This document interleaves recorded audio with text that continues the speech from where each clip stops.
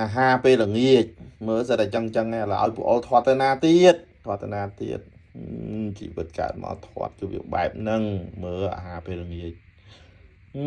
ឈប់ហើយឈប់ចាញ់បោកគេហើយឈប់ចាញ់បោកសំអល់ធាត់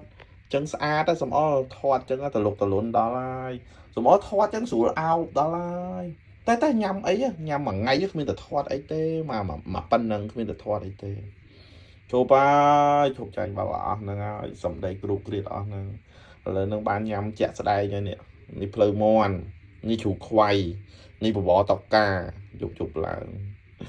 អើយមកមើលជីវិតពូអល់ឥឡូវហ្នឹងវាសល់តែប៉ុណ្្នឹងទេឥឡូវហ្នឹងសុំឈប់ចាញ់បោកហើយអញ្ចឹងបានថាអ្នកដែលហៅទៅញ៉ាំសាច់ញ៉ាំជ្រូកខ្វៃនាំផឹកនាំស៊ីហ្នឹងល្មមហើយល្មមយល់អារម្មណ៍គ្នាផងទៅមកពីហាត់ប្រាណឥឡូវហ្នឹងត្រូវឲ្យមកញ៉ាំអាហារពេលល្ងាចអញ្ចឹងយល់អត់យល់អារម្មណ៍ពូអល់អត់